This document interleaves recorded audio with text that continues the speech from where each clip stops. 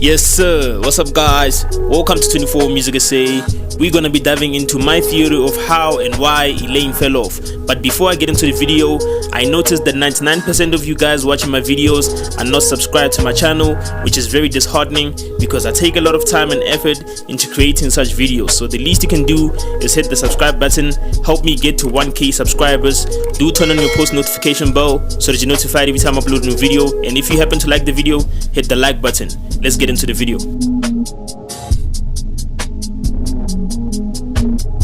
Okay, so we all know Elaine is that girl who blew up out of nowhere with a highly proclaimed EP, Elements, which went on to become the most streamed album of all time, surpassing guys like Kabza the Small with I Am the King of Amapiano, and guys like Nasty C with Strings and Bling, and also her song You The One being the second most streamed song of all time at that time. She also went on to get international recognition, and she ended up signing to Columbia Records, which harbors artists like Adele, Beyonce, and you name it, with music videos for You The One currently sitting on 18 million views, and songs like Whiskey sitting on 9.1 million views. Now for an R&B artist in South Africa, those are very good numbers and they are unheard of. So she had all the potential to become big internationally. So where did it all go wrong? Now the first mistake I feel like Elaine made was that after dropping her EP Elements, she went a year and a half without dropping any new music and was also not doing any features, meaning she left her fans stranded. So by the time she came back and wanted to release another song, the hype around her was already dying down, which I feel like was a very crucial mistake, because one thing about the music industry, when there's a lot of hype around you, you need to make sure that you capitalize on that hype and release new music as much as possible so that you can build a solid fan base for yourself, to the point where even if you know you go a year or so without dropping new music, you know that you have people already waiting for you to drop new music regardless. I'll give you an example. Aries has the Slimes, Nasty C has the Sizzles, Casper has the Zibipians. You catch my drift? You need to build a cult following for yourself so that you are secured within the industry, which is something Elaine hadn't built for herself at that time. Which is why the song she released after that year and a half or so, which was Right Now, didn't necessarily get the type of attention You The One and Whiskey did. And also, that song got a lot of mixed reviews because a lot of people were questioning if Elaine can top the standard and quality of music she made with Elements EP. Now, the second mistake Elaine made was signing to Columbia Records. Now, do not get me wrong.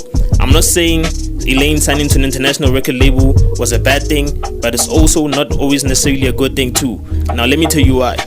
The type of artists Elaine has to compete with within that record label are people who have massive amount of fan bases, and I'm talking people like Adele, people like Calvin Harris, people like Beyonce, people like Baby Keem, and you name them. Now another reason why I feel like she made a mistake by signing to Columbia Records was that they made her change her sound and her image. Now if you take a look at that song called Shine, you will notice that that sound is very different from what we know from Elaine. And also if you check within the music video, Elaine has lost a lot of weight, and the way she's dressed is a bit different to what we used to from Elaine, right? Now I get what they were trying to do with that song Shine. They were trying to make her more appealing to an international market, but it didn't work out very well because majority of Elaine's fan base is still here in South Africa, and they had neglected that aspect of things. Now the third mistake Elaine made was that she changed the producers she worked with on Elements, which is Clarity and LSA. Those guys knew Elaine's sound and they knew what worked for her. If the formula is already working to the point where you ended up blowing up because of that type of production,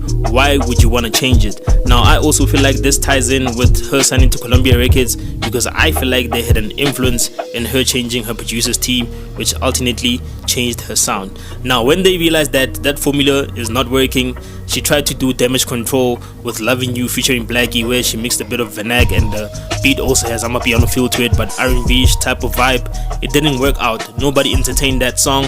It was already too late for her to do Damage Control, which is why that song struggles so much on the charts. Now, do I think Elaine can bounce back from this? Maybe, maybe not. Do I think that she cares? Probably not, because Elaine is from a rich family. It's not like this is her bread and butter, and also last time I checked, she was studying law, so I don't think music is her first priority, and I don't think that she necessarily cares whether she bounces back or not. But yeah, let me know what you guys think of this whole video. Let me know what you think of my theory of why Elaine fell off. If you agree or disagree with what I said, let me know in the comments and I'll respond to you guys. And also, please don't forget to subscribe to the channel and do turn on your post notification bell so that you're notified every time I upload a new video. 24 Music SA, we are.